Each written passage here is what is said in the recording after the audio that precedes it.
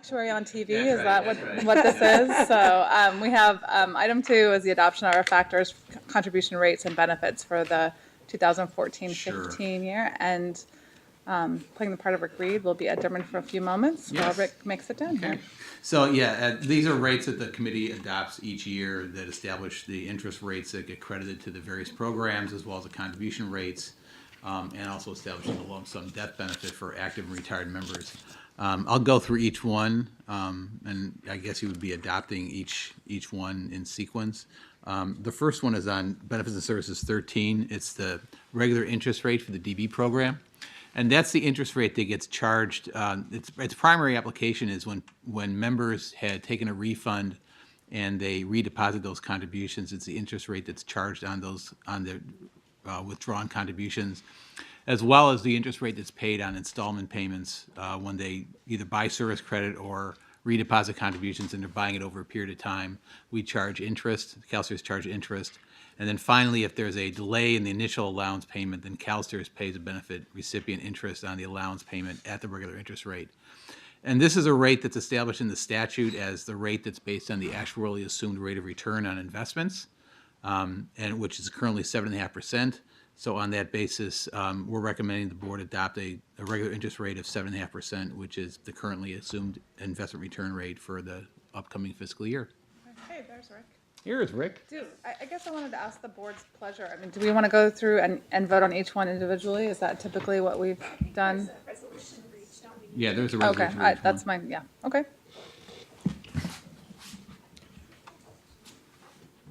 It's you, yeah. That is you. He teed you up. Hi, Rick.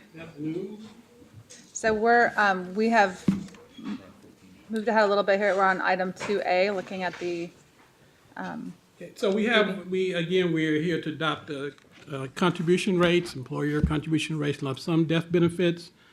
I'd like to point out a few highlights.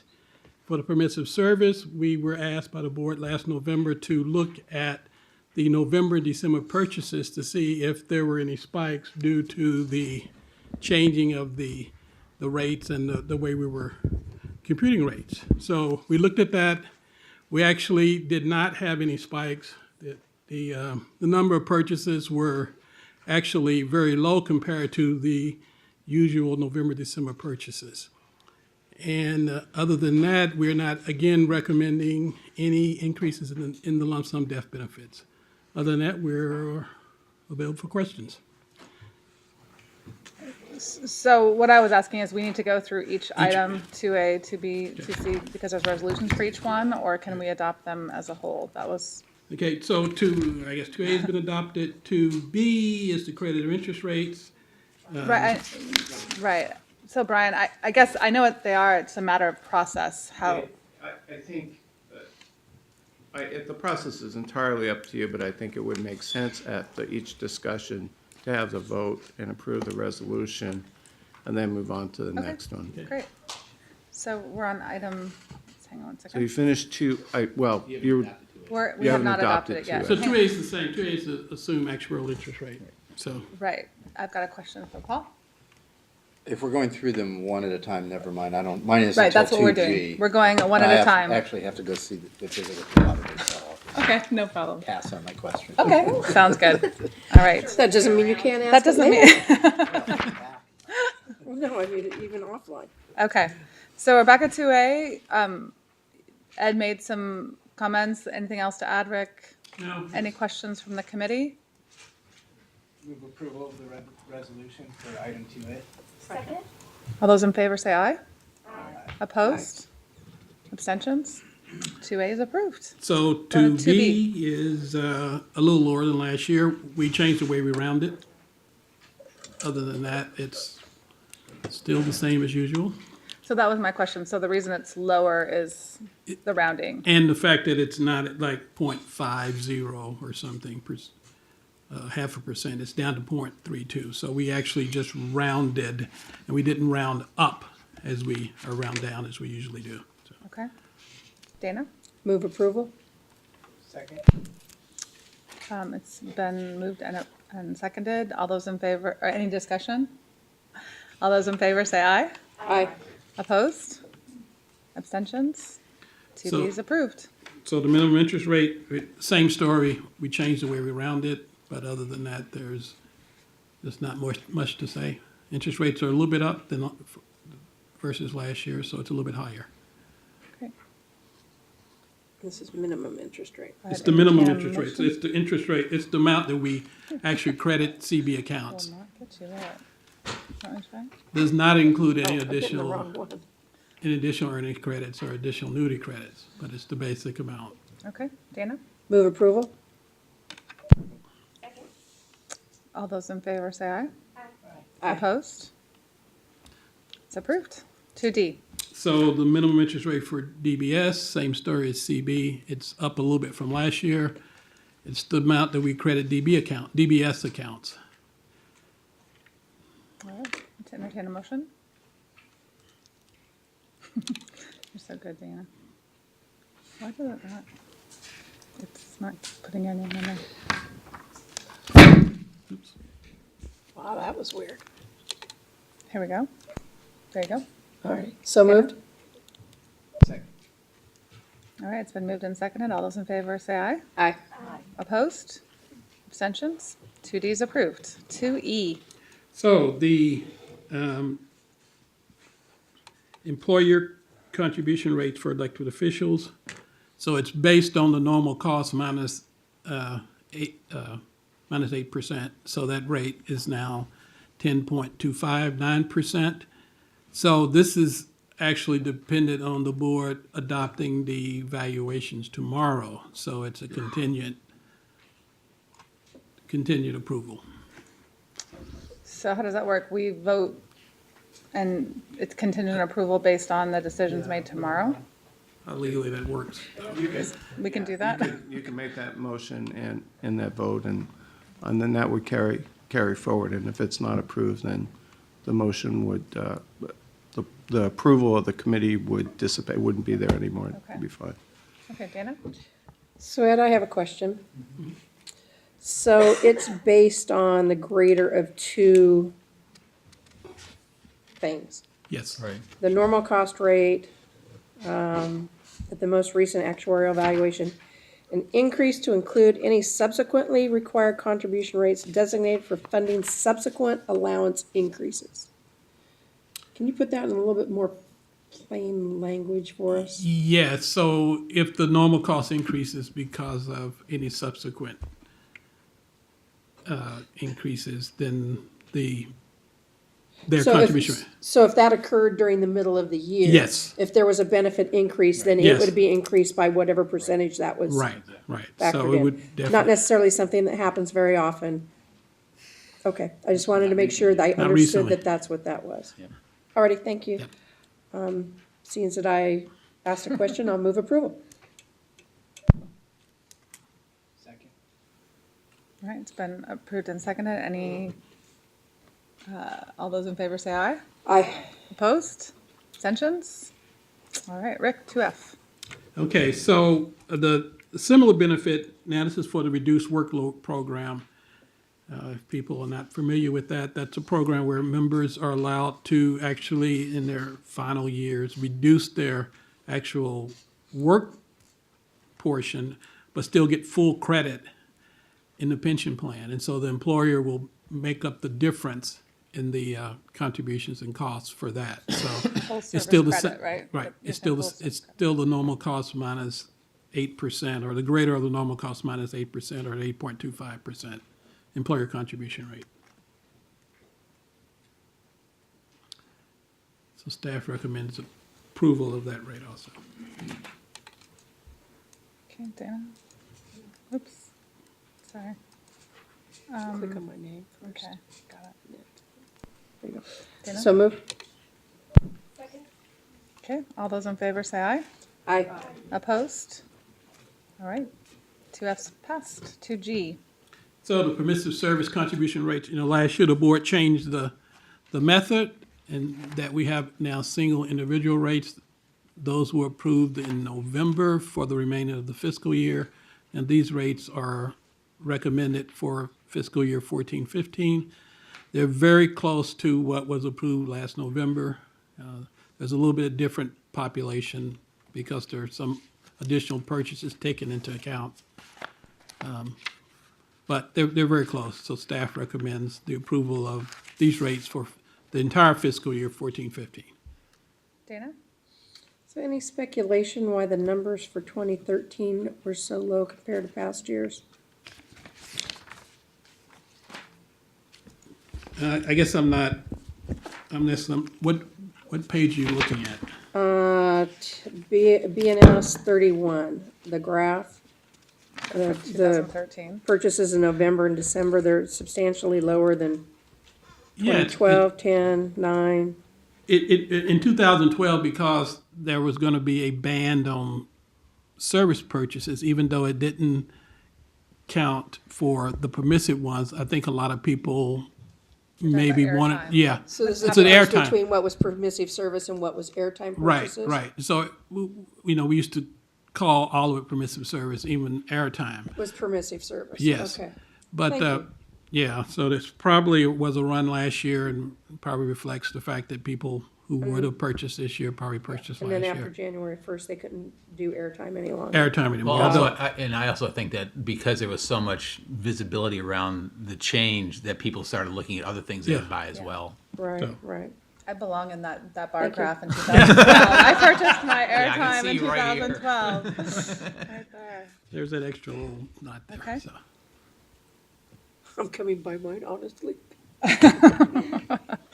Thank you. Any other conversation? Any questions? Nope. Okay. Oh. Move approval. All those in favor say aye. Aye. Opposed? Excellent. Approved. How'd you let him beat you on that, Michelle? All right, and then we are at 2H. Okay, the lump sum death benefits, no change from previous years, primarily because we have a large unfunded. And so the actuary that didn't think that, given the funding situation at this time, they could recommend an increase. And what you see in the letter is the cost of it. Although the cost is very modest compared to the total size of the plan, it's still an additional cost. So at this point, staff will not recommend, or will recommend that there be no increase in the death benefits for 14-15. Dana? So,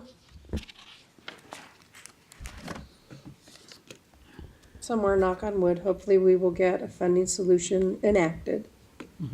And then we have the ability to take a deeper look at this. But it's a huge jump I think to take it from what it is now and possibly what it should have been by what we were basing it on. I think I remember it like being something like a 30% increase, Rick. yeah, we did a study where we did various levels. So I think legal counsel at the time concluded that we didn't have to improve it all the way, but you could take steps also. So maybe can we take a look at that, if we're successful with the funding strategy soon?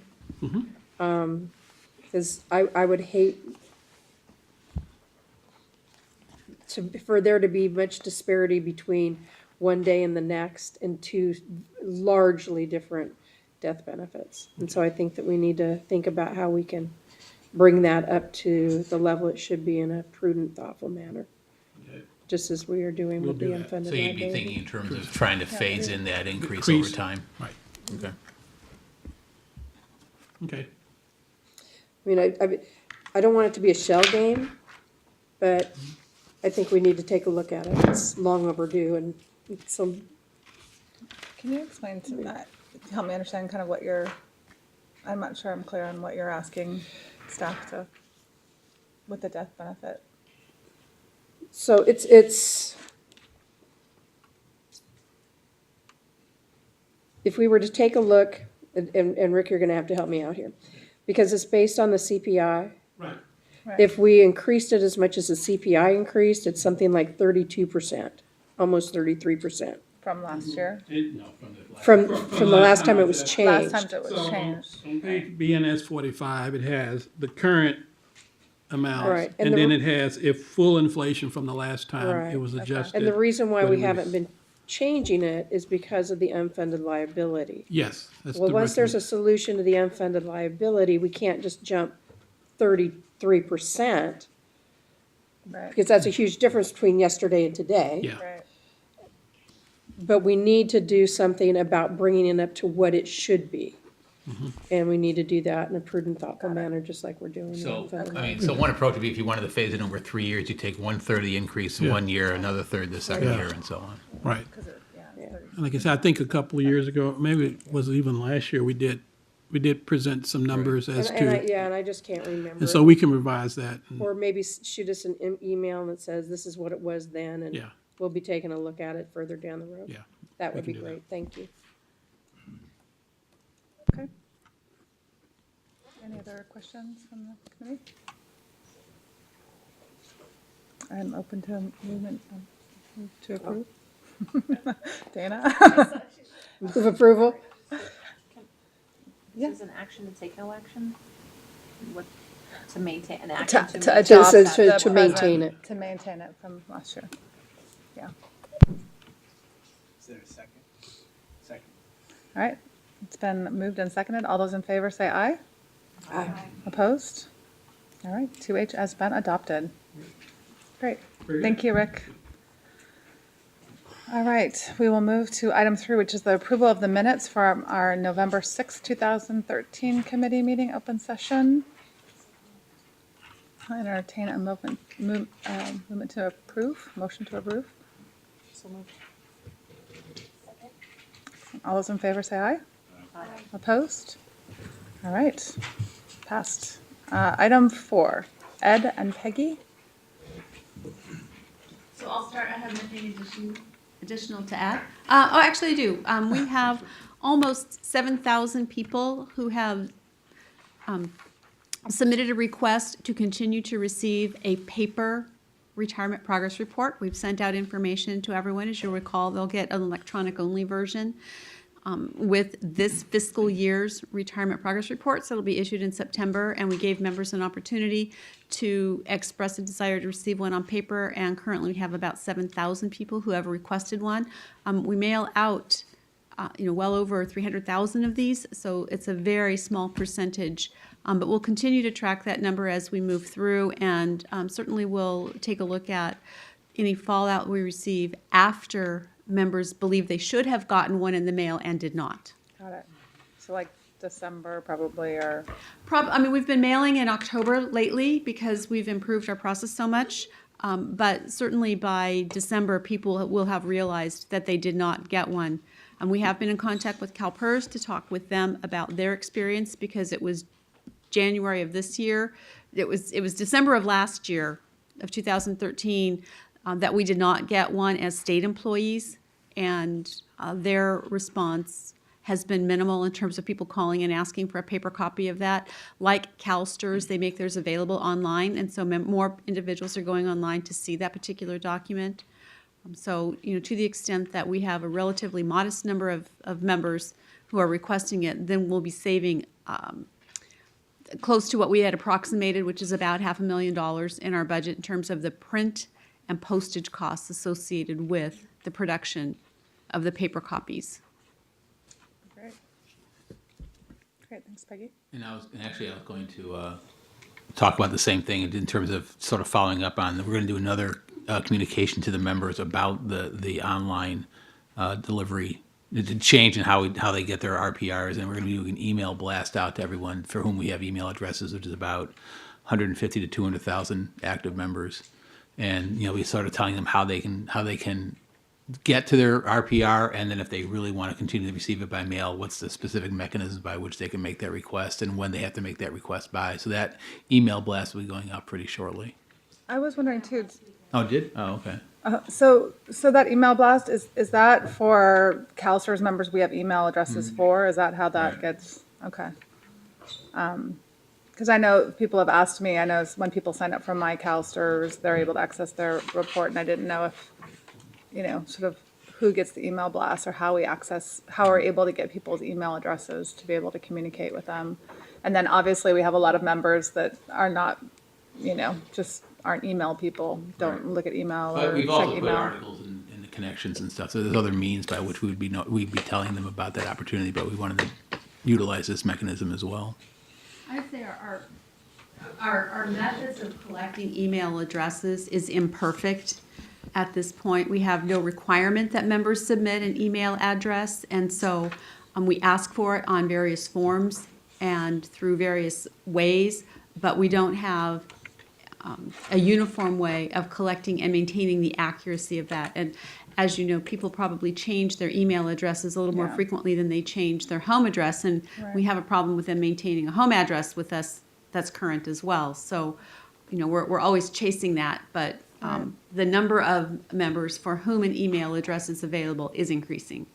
Well, I know we're trying to save money by not mailing things out, but did we actually mail out a paper letter telling people we're going paperless with the RPR? We did not use a I separate mean, I know that mailing sounds for that. oxymoron, but We included information on the retirement progress report that was mailed to them last year to indicate saw that we're going paperless. So we've been trying to utilize existing communication tools to the extent possible, as well as publicizing information on our website and through various client organizations who've been cooperating with us to get that information out.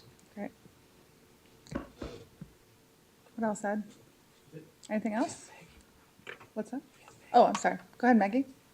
Maggie Ellis, Chair of CTU Retirement Committee. Or Mike. I just want to, I had a brief conversation with Peggy about this because we do have some concerns about going electronic. Not that it's a bad thing, I think it's a very good thing, it's progressive for CalSTRS, but that communication in particular with new hires who, I still remember the day that I was a new hire and I got my union packet and it sat on my desk underneath a stack of papers after that first week, and it's overwhelming. So we both have an interest of figuring out a way in order to collect directly from districts on that day you sign the contract, that information can be reported somehow to CalSTRS. It is incredibly vital that we figure out a very comprehensive way to communicate to employees. One suggestion I just thought of as I was sitting here is maybe in a circular that you do to districts, if you can ask them to somehow send out an email blast to all of the employees who are CalSTRS that there's a change in the progress, reporting of the progress reports, and maybe jointly through them as well as through the local presidents. I'm one of the few that probably, I got my little report and I forwarded that to everybody in my membership. So in a number of ways, we have that joint interest of making sure people are educated that this is a big change.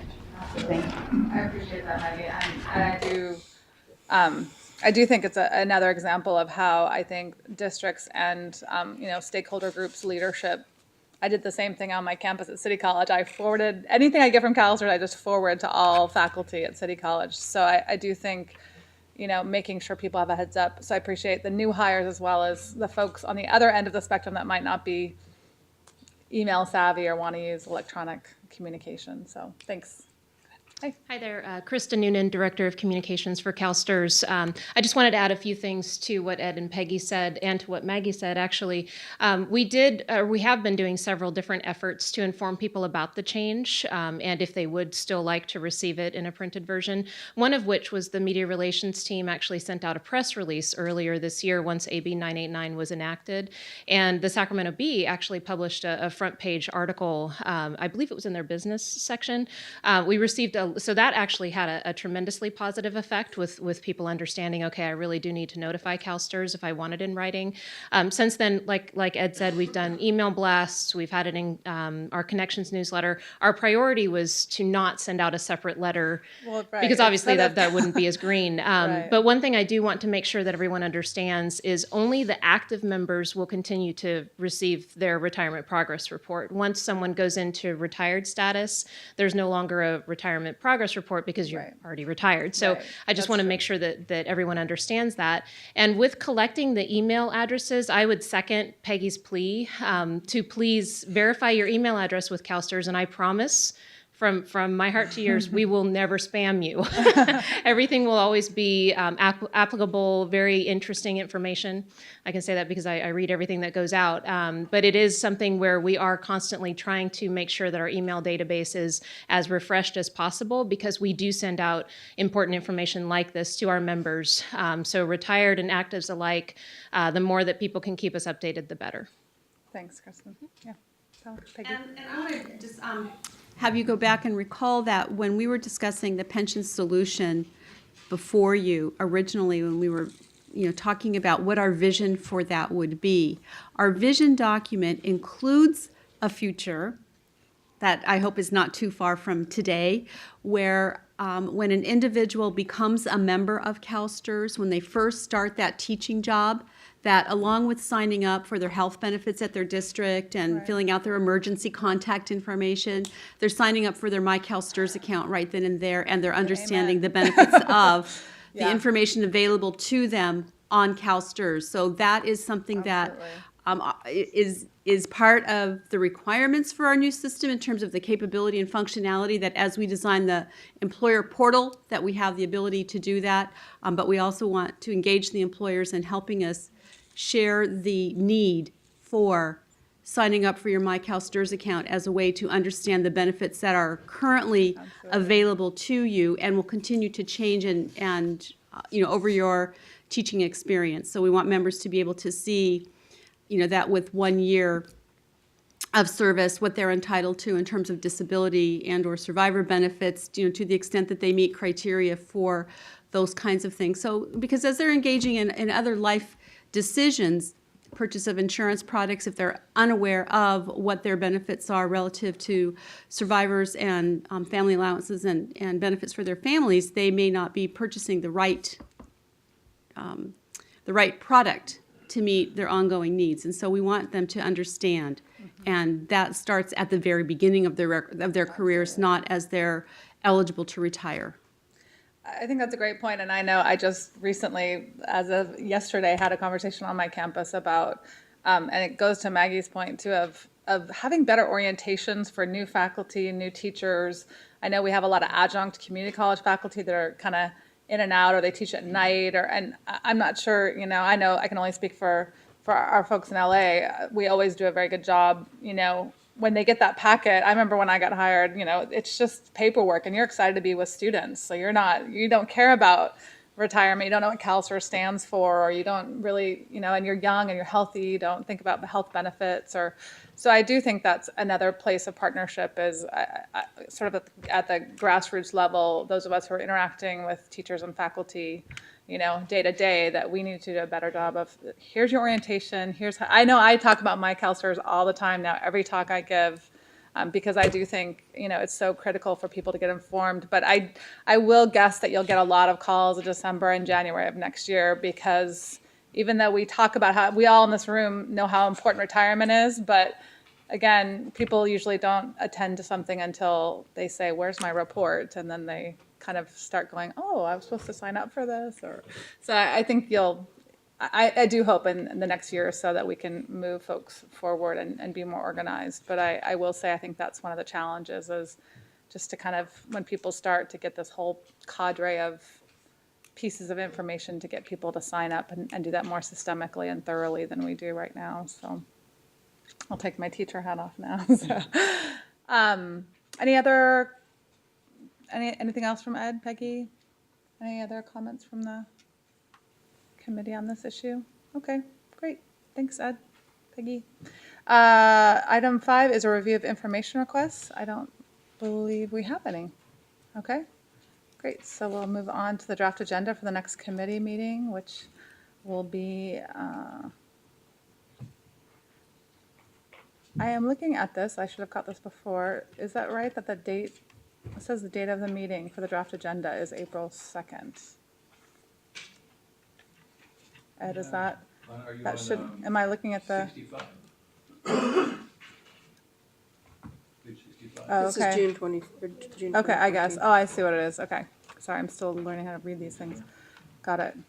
So any comments, questions, anything that you want to highlight for us, Ed? Or I do know we're having the part-time community college meeting at the end of this month, and so we'll have an update on that in the June meeting. Any other comments about that? All right. We have, And just maybe to sort of sorry. clarify on the information request, Dana, to your point that you were talking with Rick about on the death benefit, would it be how assuming that we do get some sort of funding solution in place this year, maybe when we do the death benefits next year, we can incorporate that, or maybe the meeting before, and so we have a sense of where the committee wants to go with it. If you could just send us an email, so if those of us that want to go back and review what we've already taken a look at. Oh, we can just send you the link to Send that. us a To what link was to it? Sure, that, we can do that. and then take a deeper dive at it the next time we go to set Okay. those. Is that okay to do? Yeah, Okay. Good. as long as there's no return communication. Yeah. Okay. All right. So we're going to move on to opportunities for statements of the public. Madam Chair, Ken? my name is Ken Hewitt, representing CalRTA. I'd like to support the remarks that were made by Dana Dillon with regard to reviewing, once again, re-examining the death benefit. The closer I get to it, the more important it is to me. And I don't think it's good fiscal policy to put something off until finally it gets to be so big that it gets to be a problem. I've been watching for 7 years for this to change, and it seemed to me it would have been easier to do, looking at the unfunded obligation, than it is to wait for that thing to be done and then have to do it in a big way. I appreciate your remarks, and CalRTA appreciates them too. Thank you. Thank you, Mr. Hewitt. Anyone else? Seeing none, we'll adjourn benefits and services. Thanks, everyone.